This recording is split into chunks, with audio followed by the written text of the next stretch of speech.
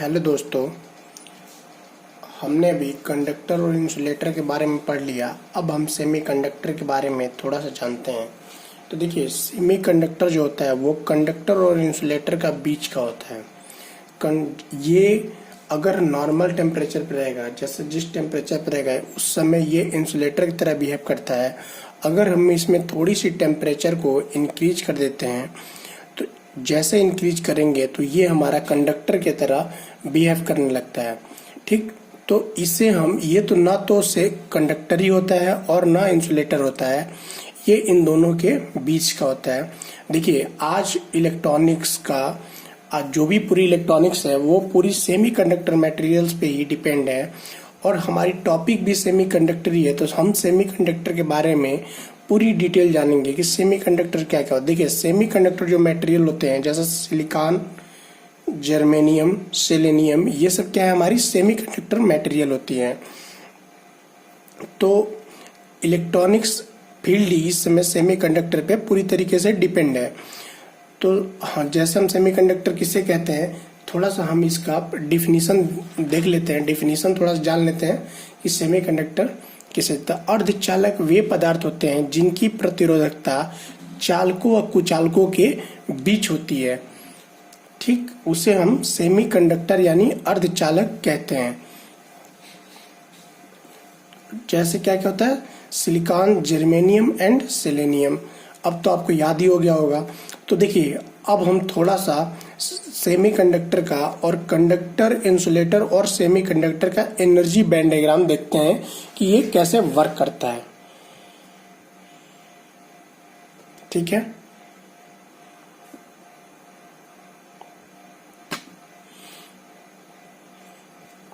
तो दोस्तों हम देखते हैं कि पहले हम डायग्राम बना लेते हैं तीनों का, फिर बहुत ही आसानी तरीके से एनर्जी बैंड डायग्राम को समझ लेंगे कि कंडक्टर का एनर्जी बैंड डायग्राम, कंडक्टर, इसको हम इंसुलेटर का बना लेते हैं।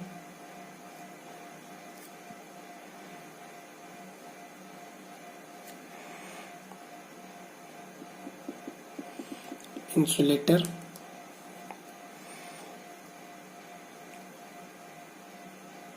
फिर हम ये सेमीकंडक्टर का, ये क्या है, सेमी कंडक्टर।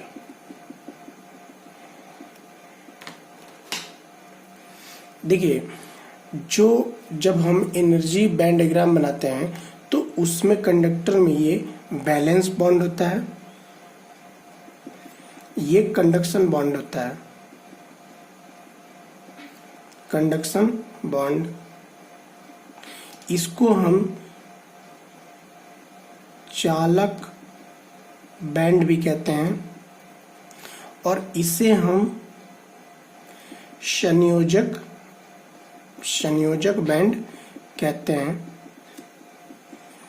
ठीक है, ये हमेशा इलेक्ट्रॉन्स को कैरी करता है और ये हमेशा प्रोटॉन को कैरी करता है। ठीक है, तो देखिए, जब भी हम इसमें एनर्जी इंक्रीज करेंगे तो इसके कुछ इलेक्ट्रॉन्स फ्लो होने, आसानी से फ्लो होंगे कंडक्शन बॉन्ड में। क्या होंगे, आसानी से कंडक्शन बॉन्ड में फ्लो होंगे। तो इनके बीच में कोई भी एनर्जी गैप नहीं होगी, यानी कि कोई भी फॉरबिडन एनर्जी गैप नहीं होगी, यानी कि ऊर्जा, ठीक, वर्जित ऊर्जा अंतराल नहीं होगा, एनर्जी गैप नहीं होगा कोई भी। ठीक, देखिए, तो जब भी हम इसमें थोड़ी सी भी एनर्जी या इलेक्ट्रिक करंट फ्लो करेंगे तो जो इसके इलेक्ट्रॉन्स होते हैं वैलेंस बॉन्ड के, वो कंडक्शन बॉन्ड में आसानी से चले जाते हैं। तो ये हो गई हमारी, तो ये हमें कंडक्टर की तरह बिहेव करता है और ये इसकी एनर्जी बैंड डायग्राम होती है। इसके बीच में कोई भी गैप नहीं होता है, यानी कि there is no gap in valence band and conduction band. तो ये हमारी हो गई कंडक्टर यानी चालकता का एनर्जी बैंड डायग्राम। अब हम थोड़ा देखते हैं इंसुलेटर यानी कुचालक। कुचालक का एनर्जी बैंड डायग्राम को समझते हैं। देखिए, जो एनर्जी बैंड डायग्राम होती है कुचालक की, वो काफ़ी ज़्यादा होती है, जो एनर्जी गैप होती है इनके बीच की। तो अगर हम टेम्परेचर को इंक्रीज करते हैं, ठीक है, तो इसके कोई भी इलेक्ट्रॉन्स कंडक्शन बॉन्ड में नहीं जा पाता है। यानी कि हम इतनी ज़्यादा इसकी एनर्जी गैप होती है, इनके बीच में इतना ज़्यादा एनर्जी गैप होता है कि अगर हम इसमें एनर्जी प्रोवाइड कराते हैं, यानी कि इलेक्ट्रिकल करंट प्रोवाइड कराएंगे, तो कोई भी एनर्जी इलेक्ट्रॉन कंडक्शन बॉन्ड में नहीं जाएगी। जब नहीं जा पाती है क्योंकि ये एनर्जी गैप काफ़ी ज़्यादा होती है। होती कितना है, 5 इलेक्ट्रॉन वोल्ट से भी ज़्यादा होती है। तो 5 इलेक्ट्रॉन वोल्ट जो एनर्जी गैप होती है वो काफ़ी ज़्यादा होती है, ठीक। तो कोई भी इलेक्ट्रॉन्स नहीं जाएंगी, तो ये कुचालक की तरह व्यवहार करेगी। तो ये हमारे इंसुलेटर के एनर्जी बैंड डायग्राम हो गए। अगर हमें इसकी जैसे लिखना हो कि हम कैसे लिखेंगे, तो देखिए हम लिखेंगे इनका वर्जित ऊर्जा अंतराल फॉरबिडन गैप बहुत अधिक होता है, यानी कि 5 इलेक्ट्रॉन वोल्ट से भी ज़्यादा होता है। तो अतः संयोजक बैंड की ऊर्जा चालक बैंड में, यानी संयोजक बैंड की जो ऊर्जा होती है वो चालक बैंड में आने पर अत्यधिक ऊर्जा की आवश्यकता होती है। मतलब जो तभी जाएगी कि जब बहुत ज़्यादा एनर्जी देंगे तो जाएगी, क्योंकि इनके बीच में गैप ज़्यादा होती है तो जा नहीं पाती है। तो ये इंसुलेटर की तरह बिहेव करता है।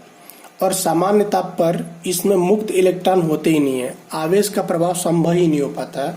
तो ये इंसुलेटर की तरह बिहेव करता है, इंसुलेटर होता है, ठीक। हम कंडक्टर के बारे में क्या लिखेंगे, थोड़ा कंडक्टर के बारे में भी जान लेते हैं। तो धातुओं में सामान्य ताप पर मुक्त इलेक्ट्रॉन जो होते हैं, जो वैलेंस बॉन्ड के इलेक्ट्रॉन्स होते हैं, तो वो सामान्य टेम्परेचर पे भी मतलब अपना इधर उधर जाते रहते हैं। अतः इनके संयोजक बैंड, बैलेंस बॉन्ड तथा चालन बैंड के बीच में कोई भी एनर्जी गैप नहीं होता है, यानी कि ये पूर्ण रूप से अपना इसमें रहते हैं ये, ठीक है। यह दोनों बैंड एक दूसरे को ढक देते हैं, यानी कि बैलेंस बैंड और कंडक्शन बैंड एक दूसरे को क्या करते हैं, ढक लेते हैं। इसमें कोई भी एनर्जी गैप नहीं होता है। अतः इन्हें संयोजक बैंड ऊर्जा तथा चालन बैंड ऊर्जा समान होती है। इसलिए एक संयोजक बैंड इलेक्ट्रॉन को चालन बैंड इलेक्ट्रॉन बनने में कोई भी परेशानी नहीं होती है। यानी कि कोई भी संयोजक बैंड इलेक्ट्रॉन को चालन बैंड यानी कंडक्शन बॉन्ड इलेक्ट्रॉन बनने में परेशानी नहीं होती है। अतः धातुएं सामान्य ताप पर भी एक अच्छे चालक की तरह व्यवहार करती हैं।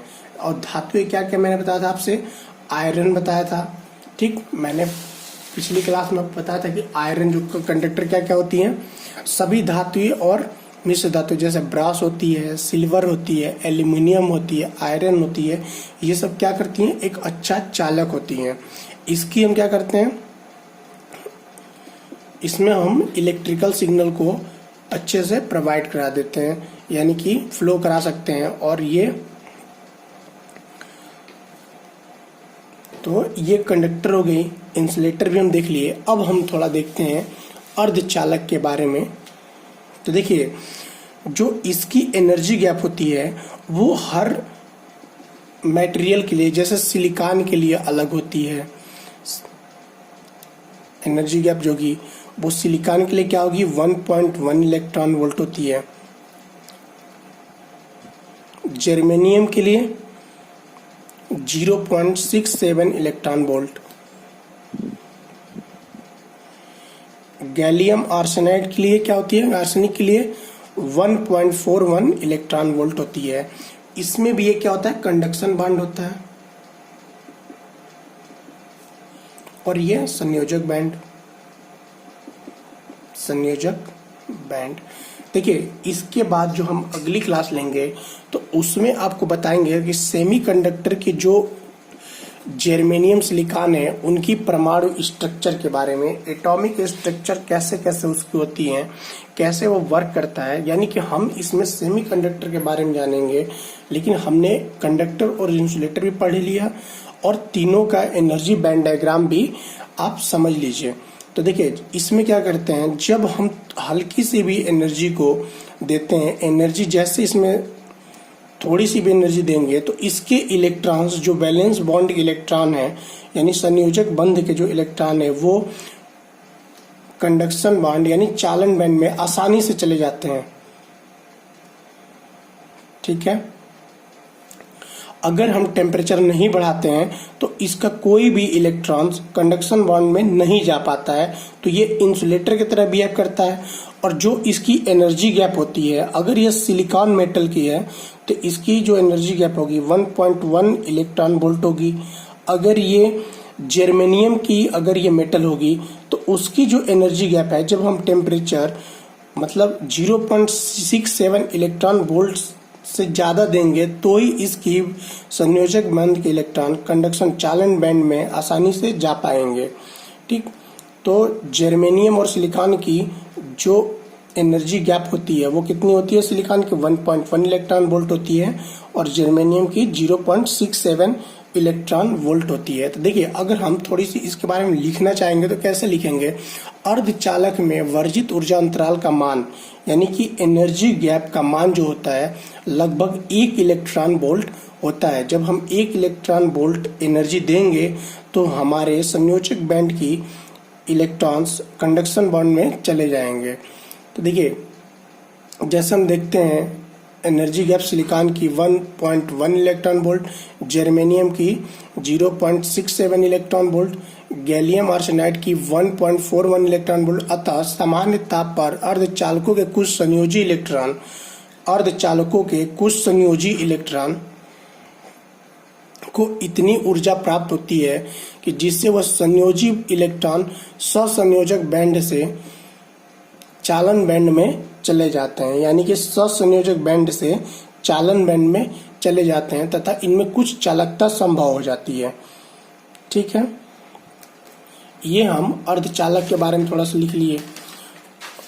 अब हमें तो ये हम आप देख बहुत ही आसानी तरीके से समझ गए होंगे कि एनर्जी बैंड डायग्राम कैसे बनाते हैं इन तीनों का। कंडक्टर की एनर्जी बैंड डायग्राम को कैसे दिखाएंगे, इंसुलेटर का हम कैसे दिखाएंगे और सेमीकंडक्टर का कैसे दिखाएंगे और ये कैसे वर्क करती है। ठीक है, तो अगली क्लास में हम आपको बताएंगे कि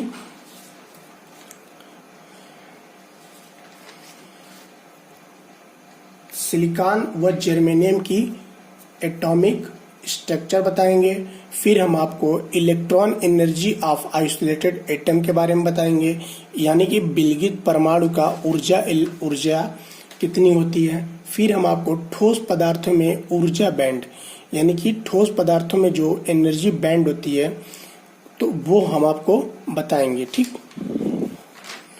तो हमने 2 क्लास में क्या क्या क्लियर किया, कंडक्टर के बारे में और इंसुलेटर क्या होता है। देखिए ये कंडक्टर, इंसुलेटर और सेमीकंडक्टर ऐसी टॉपिक है कि हमें पूरी इलेक्ट्रॉनिक्स पे इस पे डिपेंड है। देखिए सेमीकंडक्टर मटेरियल पे ही पूरी इस समय इलेक्ट्रॉनिक्स डिपेंड है, यानी कि जितनी भी इलेक्ट्रॉनिक्स कंपोनेंट बन रही हैं वो मैक्सिमम सेमीकंडक्टर मटेरियल की होती हैं। तो आज का क्लास इतना ही रहेगा, फिर हम अगले क्लास में मिलते हैं और इसके बारे में सेमीकंडक्टर के बारे में और जानेंगे कि कैसे ये वर्क करता है, कैसे इसकी जो एटॉमिक स्ट्रक्चर होती है वो किस प्रकार से होते हैं। तो इसके बारे में हम अगले क्लास में जानेंगे। फिर मिलते हैं हम आपसे अगले क्लास में।